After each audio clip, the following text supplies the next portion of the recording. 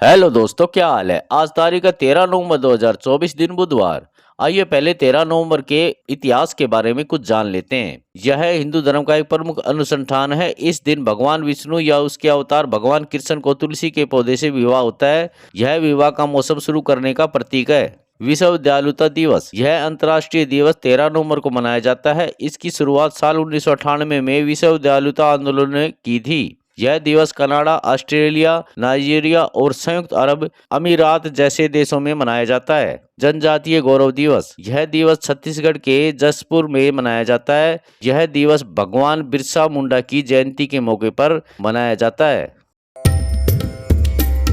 हरियाणा सरकार की बुआई पर किसानों को 3600 रुपये एकड़ अनुदान देगी। सरकार की खाद्य एवं पोषण सुरक्षा स्कीम के तहत यह फैसला लिया गया है।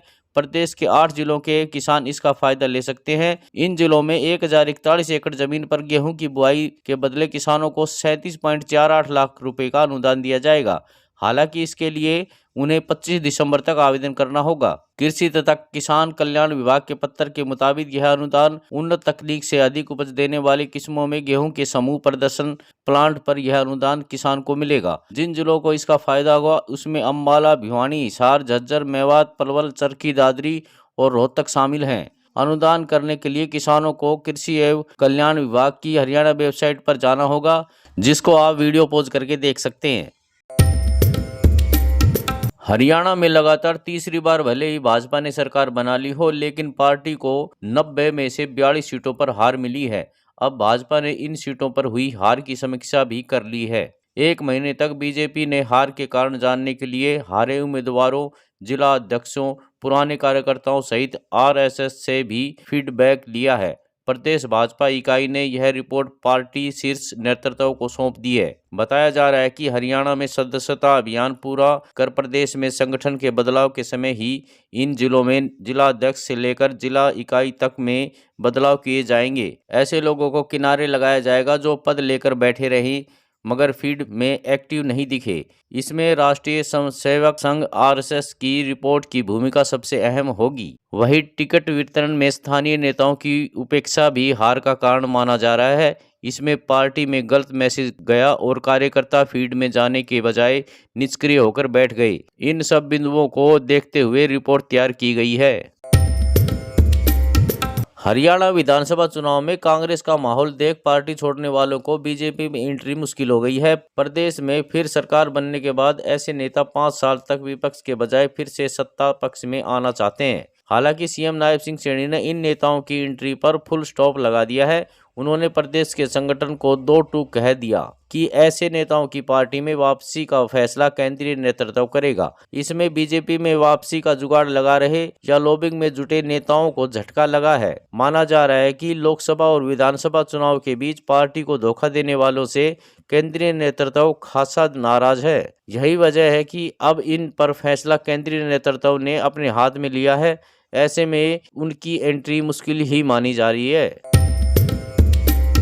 अखिल भारतीय बिश्नोई महासभा को लेकर हरियाणा में बवाल मच गया है। महासभा के राष्ट्रीय अध्यक्ष देवेंद्र बुडिया ने हरियाणा में बीजेपी के विधायक रणधीर पनिहार पर बदसलूकी के आरोप लगाए हैं। देवेंद्र बुडिया ने सोमवार को सोशल मीडिया पर लाइव आकर इसकी जानकारी दी। हालांकि उन्होंने कहा कि वह पूरे मामले का खुलासा मंगलवार को करेंगे। जिन विधायक पनिहार पर आरोप लगे हैं वह इसी सभा के संरक्षण कुलदीप बिश्नोई के करीबी हैं। बिश्नोई समाज के संत लाल दास ने कहा कि राष्ट्रीय अध्यक्ष के साथ बुरा व्यवहार करने वालों को छोड़ेंगे नहीं। संत ने कहा कि कुलदीप बिश्नोई के इशारे पर ही सब कुछ हुआ है।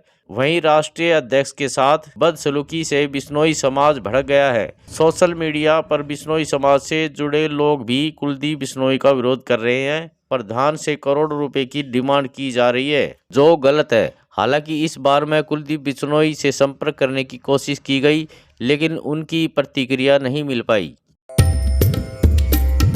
हरियाणा कांग्रेस के पूर्व प्रवक्ता बाल मुकुंद शर्मा के निष्कासन को लेकर विवाद बढ़ता जा रहा है। पार्टी के नेता प्रतिपक्ष सीएलपी नेता को लेकर दिए गए बयान के बाद पूर्व प्रवक्ता ने उन्हें पार्टी से निकालने के पत्र पर किए गए हस्ताक्षर को फर्जी बताया गया है। पूर्व प्रवक्ता बाल मुकुंद शर्मा ने दावा किया कि लेटर पर कांग्रेस अध्यक्ष उदय भान के प्रिंटेड सिग्नेचर है। अब वह इस पूरे मामले को लेकर चंडीगढ़ पुलिस के पास जाकर शिकायत करेंगे, जिसमें वह विधानसभा चुनाव में हारने वाले कांग्रेस प्रदेश अध्यक्ष उदय भान के खिलाफ पुलिस में मामला दर्ज कराएंगे। हरियाणा में कल सुबह 7:50 पर भूकंप के झटके लगे। रोहतक जिले और उसके आसपास के जिलों में ये झटके महसूस किए गए। रिएक्टर स्केल पर भूकंप की तीव्रता 3 रही। भूकंप का केंद्र रोहतक में 7 किलोमीटर अंदर था। भूकंप के कारण घरों के पंखे हिलने लगे। भूकंप के कारण लोगों में दहशत मच गई। लोग घरों से बाहर आ गए। जोन 3 और 4 में शामिल हैं। बता दें कि भूकंपीय जोनिंग मैप के अनुसार रोहतक झज्जर जोन 3 और 4 में आता है।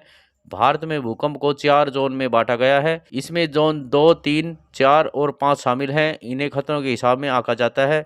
जोन 2 में सबसे कम खतरा होता है और जोन 5 में सबसे अधिक खतरा होता है। रोहतक पहुंचे हरियाणा के राज्यपाल बंडारू दत्तात्रेय के समक्ष रोहतक पीजीआई के कच्चे कर्मचारी ने अपनी समस्या रखी। साथ ही राज्यपाल ने भी उनकी समस्याएं सुनकर जल्द समाधान का आश्वासन दिया। इससे पहले रोहतक के सेक्टर 6 स्थित जय हिंद सेना के प्रमुख नवीन जय हिंद के टूटे हुए तंबू में पीजीआई के कच्चे कर्मचारी एकत्रित हुए। यहां से रोहतक पीजीआई में पहुंचे हरियाणा के राज्यपाल से मिलने के लिए चले। इसी दौरान बीच रास्ते में पुलिस ने बैरिकेड लगाकर उन्हें रोक लिया। वहीं कर्मचारियों के प्रतिनिधिमंडल की राज्यपाल से मुलाकात कराई। इस दौरान उन्होंने पीजीआई कर्मचारियों की समस्याएं राज्यपाल के सामने रखी और गुहार लगाई कि जल्द से जल्द इनका समाधान किया जाए। रोहतक पीजीआई के कच्चे कर्मचारी वेतन बढ़ाने और हरियाणा सोशल रोजगार निगम के तहत नौकरी लगाने की मांग को लेकर नवीन जय हिंद के पास पहुंचे थे। इसी के बाद रोहतक पीजीआई में 12 नवंबर को आयोजित दीक्षांत समारोह में पहुंचने पर हरियाणा के राज्यपाल बंडारू दत्तात्रेय व स्वास्थ्य मंत्री आरती राव से मुलाकात करने का ऐलान कर रखा था। इसके तहत मंगलवार को सभी कर्मचारी नवीन जय हिंद के नेतृत्व में एकत्रित हुए और राज्यपाल से मिलने के लिए चले। हालांकि उन्हें पुलिस ने रास्ते में ही रोक लिया।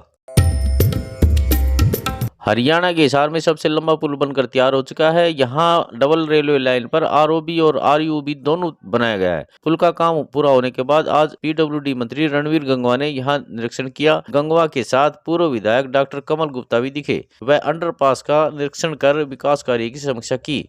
इस मौके पर गंगवा ने कहा कि इस पुल से शहर का ट्रैफिक कम होगा और जनता को जाम से राहत मिलेगी। इस पुल के लिए 2018 में टेंडर लगा था और 2019 में काम शुरू हुआ था। इस आरओबी और अंडरब्रिज के बनने से Suryanagar, Vidyut Nagar, Shiv colony, sector 3, 5, sector 1, 4 सहित Mahavir colony, mill gate area के लोगों को काफी फायदा होगा। हरियाणा लोक सेवा आयोग HPSC ने पोस्ट ग्रेजुएट टीचर PGT और आयुर्वेदिक मेडिकल ऑफिसर AMO परीक्षा के लिए उम्मीदवारों को एडमिट कार्ड जारी कर दिए हैं। ऐसे में जो उम्मीदवार इन परीक्षाओं में शामिल होने वाले हैं वे आधिकारिक वेबसाइट से अपने एडमिट कार्ड ऑनलाइन डाउनलोड कर सकते हैं। ये परीक्षा 17 नवंबर को 3000 से ज्यादा पदों के लिए आयोजित की जा रही है। हरियाणा पोस्ट ग्रेजुएट टीचर और आयुर्वेदिक मेडिकल ऑफिसर सरकारी नौकरियों के लिए स्क्रीनिंग टेस्ट और विषय ज्ञान परीक्षा 17 नवंबर को अलग अलग शिफ्ट में निर्धारित की गई है। ऐसे में उम्मीदवार जिस परीक्षा के लिए आवेदन किया है उसके अनुसार अपने एडमिट कार्ड चेक कर सकते हैं। अंग्रेजी, अर्थशास्त्र, हिंदी और आयुर्वेदिक मेडिकल ऑफिसर AMO पदों के लिए परीक्षा एक ही दिन आयोजित की जाएगी, लेकिन हर कैंडिडेट के लिए समय अलग अलग तय किया गया है। जम्मू कश्मीर में आतंकियों के साथ मुठभेड़ में शहीद हुए नायब सूबेदार राकेश कुमार 42 का कल हिमाचल प्रदेश के मंडी में राजकीय सम्मान के साथ अंतिम संस्कार किया गया। शहीद को उसके 9 साल के बेटे ने मुखानी दी। इस दौरान बड़ी संख्या में लोग मौजूद रहे। इसका पार्थिव शरीर आज ही उसके पैतृक गांव मंडी के बरनोग पहुंचा था। आसपास के सैकड़ों लोग भी पहुंच गए। शहीद का पार्थिव शरीर आते ही लोग शहीद अमर रहे और भारत माता की जय के उद्घोष करने लगे। सब आते ही पत्नी, बच्चे समेत परिजन और रिश्तेदार उससे लिपट कर रोने लगे।